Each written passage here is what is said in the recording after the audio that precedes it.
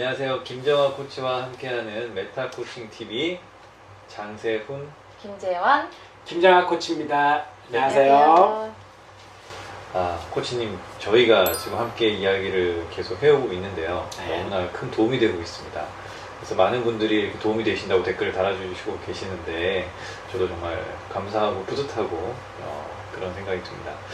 오늘은 이제 5번째 이야기, 또 앞으로도 많은 이야기들을 하겠지만은 일단 이 공부하는 방법에 대한 어떤 5번째 이야기 시간이 되는 것 같고요. 이렇게 이야기를 해주시면서 어떤 생각이 드시나요? 일단은 이렇게 이야기를 나눌 수 있는 그런 기회와 자리가 만들어진 것에 대해서 기쁘게 생각하고요. 또 많은 분들이 또 이걸 도움이 된다라는 그런 반응을 해주신 거에 대해서 아주 기쁘게 생각합니다. 네, 좋습니다. 자, 우리 재원 쌤도 한마디 해주신다면. 저는 김정아 코치님 이제 강의를 얼마 전에 들었나? 한 달 전인가? 아무튼 처음 들었을 때, 와, 진짜 어떻게 저런 분이 계시지? 왜냐면 메타인지가 중요하다는 말을 많이 들었어요. 근데 이거를 방법적으로 이렇게 단계별로 연구하신 분은 제가 처음 봤거든요. 그래서 여러분들이 정말 이거를 내 몸에 체화시킨다면 정말 성공하실 수 있을 거라고 생각을 해요. 네, 그렇습니다. 저도 그런 부분에 있어서 정말 많이 놀랐습니다. 되게 시스템화적으로 잘 표현이 돼 있다라고 저도 느꼈거든요. 자, 그러면 이제 많이 궁금해 하시는 그 공부하는 방법에 대한 5번째 이야기. 우리 간단히 정리하자면은 1, 2, 3, 4단계는 어떤 게 있었죠?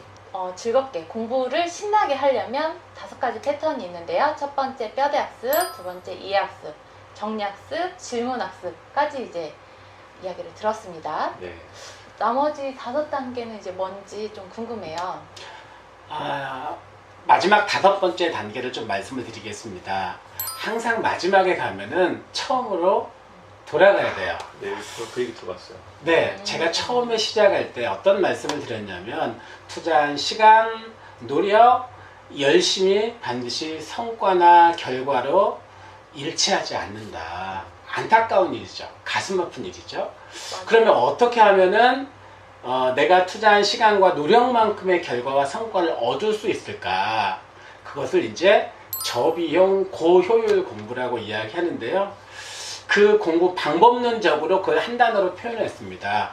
패턴이라고 설명을 드렸고, 공부를 신나게 하는, 공부를 잘하는 아이들은 일반적으로 5단계의 패턴을 가지고 있더라. 지금 설명해 주셨던 것처럼 앞에 그 4단계, 그리고 오늘 마지막 5번째 단계를 설명을 좀 드려보도록 하겠습니다.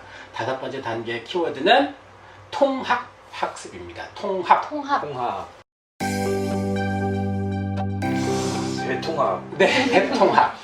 대통합 어떻게 통합할까 궁금해요. 통합이라고 하는 것은 처음에 시작할 때 뼈대를 잡았던 것도 연결고리를 만들고, 이에 정리하면서 연결고리를 세분화하면서 깊이 있게 바라봤죠. 그런데 그렇게 깊이 있게 바라봤던 것들을 다시 나와서 넓게 다시 연결해 보는 작업을 말해요. 부분적으로 깊이 있게 봤던 것들을 넓게 연결해 본다. 그런데 매우 중요한 2가지 조건이, 2가지가 필요한데요. 하나는 원페이지라는 것이고요. 두 번째는 전체를 연결한다예요. 원페이지에 전체를 연결한다. 우리가 이 프로젝트는 기말고사 프로젝트, 중간고사 프로젝트, 그런 프로젝트이기 때문에 범위가 정해져 있죠. 그 정해져 있는 범위, 그 안에서 공부한 내용들을 원페이지 안에 전체를 연결해 본다. 연결해낼 수 있다면, 그걸 연결해서 정리해낼 수 있다면 그 사람은 완벽하게 공부를 끝낸 것이 되겠죠. 근데 사실 이 작업은 매우 어렵다는 겁니다. 이게 한 페이지에, 원 페이지에 안 보고 적어보라는 거죠? 맞습니다. 보고 이렇게 정리하는 게 아니라. 그렇죠. 어렵겠네요. 매우 어렵겠죠. 사실 4단계 질문학습, 내가 만든 질문, 남이 만든 질문을 풀어보면서 오답까지 완벽하게 해결한다면 한 중학교, 고등학교 내신 정도는 저는 100점을 맞을 수 있다라고 생각을 합니다. 그런데 5단계 통합학습은 굳이 넣은 이유가 무엇일까요? 내가 100점을 받았는데 더 필요한 게 있을까요? 사실 이유가 있습니다. 왜 5단계 통합학습을 넣었는지요? 바로 미래에 꼭 필요한 인재를 만들고 키우기 위해서입니다.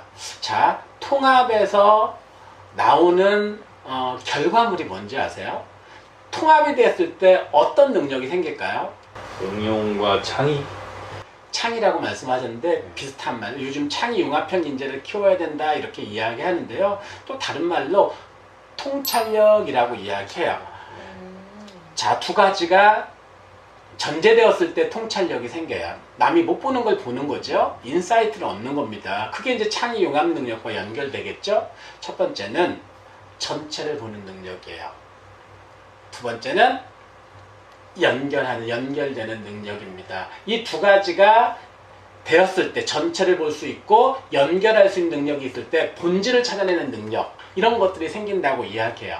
그 본질을 보는 능력, 이게 이제 통찰력이라고 볼 수 있는데, 우리 아이들이 학습을 하면서부터 그런 훈련들을 할 수 있다면, 내가 소단원 한 개를 공부하고 소단원 한 개를 원페이지 안에 통합해내, 중단원 한 개를 공부하고 중단원 한 개를 원페이지에, 만약에 시험 범위 전체를 원페이지에 정리해낼 수 있다면 그 아이는 어떤 책을 읽어도 책 한 권을 원페이지에 정리해낼 수 있을 거예요. 그 아이는 본질을 찾아낼 수 있는 능력, 그리고 이 시대가 요구하는 창의 융합형 인재가 될 수 있을 것이다, 이렇게 생각을 합니다.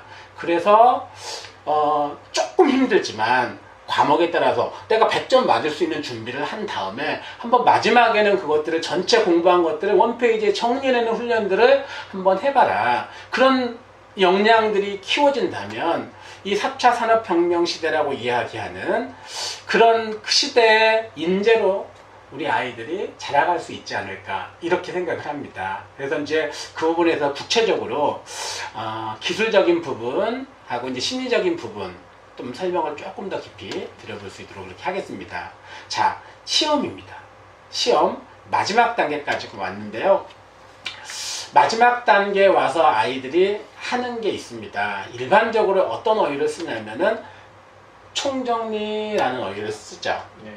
그래서 시험 직전에 하루 전, 뭐 이틀 전 이런 시간들을 활용해서 총정리를 한다고 합니다. 그런데 모든 아이들이 총정리를 하는 걸까요? 그러진 않죠.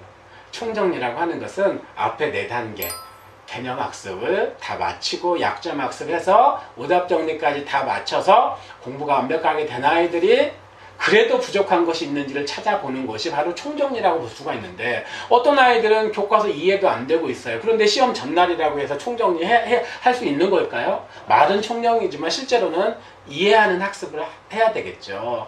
그러니까 사실 이 총정리 단계, 통합하는 단계까지 왔다는 것은 아이가 시험은 기본적으로 이제 만점을 맞을 수 있는 실력의 미래 인재가 될 수 있는 준비가 되었다, 이렇게 볼 수가 있겠죠. 그러면 아이들이 보통 총정리할 때 완벽하게 공부가 된 아이들, 그 공부를 신나게 했던 아이들은 그럼 뭐 할까요? 자, 기본적으로 이해됐죠?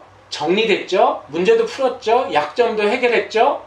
그럼에도 불구하고 아직도 약점이 있는지를 찾아봐야 돼요. 그런데 보통은 내가 약점이 드러난 곳에서 다시 틀릴 수 있는 가능성이 훨씬 더 높습니다. 그래서 내가 정리해 놓은, 얼마 되지 않은, 통합해서 정리해 놨다든지, 아니면 문제를 풀고 틀려서 그걸 정리해 놨다든지 오답 노트일 수 있겠죠. 그러면 그것을 마무리하는 겁니다. 교과서를 읽고 문제집을 푸는 것이 아니라 그걸 가지고 다시 한번 확인하면서 완벽하게 해결하고, 시험 보러 가는 날은 뭐만 가지고 가면 돼요? 그거 하나만 가져가면 되겠죠. 조금 더 참고하려면 교과서 한 권 정도 이렇게 가지고 가야 되는데, 공부를 못하는 아이들은 가방을 무겁죠. 가득 넣어가지고 가게 되겠죠. 온갖 자습서, 문제집, 교과서, 노트 잔뜩 가지고 다니는데 실제로 볼 수 있나요, 없나요? 못 봐요. 못 봅니다.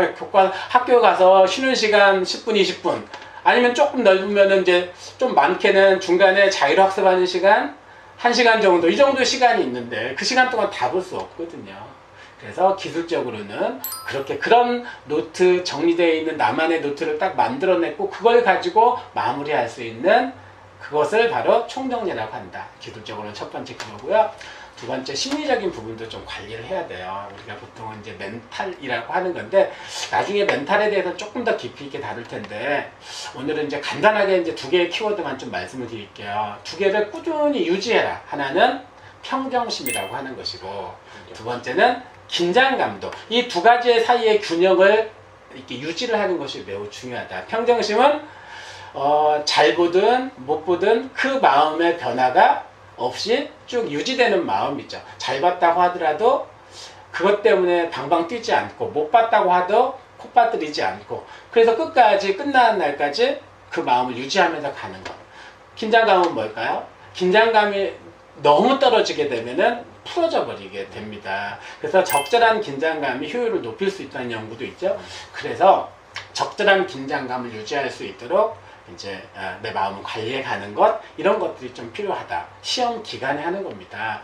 그러니까 총정리하는 기간. 그래서 지금까지 마지막 5단계인 통합학습을 말씀을 드렸죠. 한번 정리를 한번 해볼까요? 물의 저항을 줄여주는 방법으로 수영하듯이 공부도 해야 된다. 그런 방법이 있다. 그걸 한 단어로 패턴이라고 이야기를 드렸고요. 그것이 보통 공부를 잘하는 아이들은 5단계를 가지고 있더라. 그래서 앞에다가 5단계 뒤에 패턴학습 이렇게 이름을 붙였죠. 정리하면 5단계 패턴학습. 5단계 패턴학습의 5단계를 순서대로 설명을 드렸습니다. 1단계는 뼈대학습, 2단계는 이해학습, 3단계는 정리학습, 4단계는 질문학습, 5단계는 통합학습. 그래서 우리 아이들이 투자한 시간, 노력만큼의 결과를 얻는 공부를 했으면 좋겠다. 그래서 고비용 저효율 공부가 아니고 저비용 고효율 공부. 여기서 저비용 고효율은 공부를 안 하고 좋은 성적을 거두는 게 아니고요. 투자한 시간만큼, 노력만큼, 열심만큼의 성과를 내는 것. 그런 공부의 바탕을 언제 만들자? 중학교 시기에 나만의 공부법이라는 것들을 중학교 시기에 만들어야 됩니다. 그리고 고등학교 가서 그 자기만의 방법을 가지고 좋은 성과를 거둬야 된다. 그래서 공신들은요, 고등학교 때 만들어지는 것이 아니고 중학교 때 만들어지는 거죠. 이 방송을 보는 어머님들이 우리 아이들과 함께 이런 훈련들을 같이 해나가시고 또 전문가들 또 학원이나 학교에서 교육을 하는 분들이라면 우리 아이들에게 그런 5단계 패턴 학습, 자기만의 방법을 만들어줄 수 있다면 아이들에게 큰 선물을 주는 게 아닌가 이렇게 생각을 합니다. 네. 알겠습니다. 정말 저도 함께 하면서 되게 큰 선물을 받은 것 같다라는 생각이 계속 듭니다. 그러면 이제 총 정리까지 해주셨으니까 네. 저희 계속해서 뭐 좋은 컨텐츠 계속 만들도록 하고요. 네. 통합학습을 할 때 이제 좀 한 가지 그 팁이라고 하면 이렇게 아이들이 이제 다 알겠어요. 근데 기억을 못해요. 기억을. 그 기억하는 거를 되게 암기한다고 생각을 해서 굉장히 어려워하거든요. 근데 아까 말씀드렸다시피 연결고리가 안 돼 있으면 일단 기억이 잘 안 나고요. 그리고 이미지로 좀 기억을 했을 때 이게 더 오래 기억을 하더라고요, 아이들이. 그래서 통합학습 하실 때도 뼈대학습인데 이거를 우리가 이제 쉬운 말로 표현을 하면 약간 마인드맵 같은 것 같아요. 그래서 가운데다가 이제 중심 개념을 잡으면서 방사형으로 하잖아요. 그러면서 이미지로 이거를 내가 리마인딩 하면서 쓸 수 있게. 저는 그것 때문에 제가 앞에 그 뼈대나 이런 거는 잘 몰랐지만 어렸을 때 통합학습을 했더라고요. 저 스스로. 근데 그런 거를 앞에가 좀 잘 안 돼 있었기 때문에 통합이 너무너무 어려웠어요. 그게 효율이 그렇게 많이 안 났었어요. 정말 제가 간절했을 때 그때 한번 좀 효력이 있었거든요. 근데 앞에 4단계가 된 다음에 통합으로 가게 되면 정말 완벽한 공부법이 될 것 같다는 말씀을 드리면서 자, 이만 마치도록 하겠습니다. 네, 그렇습니다. 사실 저희가 공부를 열심히 하는데 성적이 오르지 않는 아이들을 위해서 조언을 해드리고자 이렇게 이야기를 하다 보니까 정말 공부 학습법, 이 5가지 패턴 학습법에 대한 이야기까지 이어졌고요. 그렇게 이어지다 보니까 공부 못하던 학생들, 성적이 안 오르던 학생들이 미래형 인재까지 될 수 있는 그런 길을 찾아낸 것 같습니다. 꼭 참고하시고요. 몇 번 더 이렇게 반복적으로 좀 들어보시면서 다시 한번 공부법에 대해서 되돌아보시면 되게 도움이 될 것 같다는 생각이 듭니다. 자, 너무 감사드리고요. 저희가 또 다음에도 또 계속 다양한 질문들 받으면서 그 해결하면서 또 좋은 이야기 나누도록 하겠습니다. 대단히 감사합니다. 네, 네, 감사합니다. 감사합니다.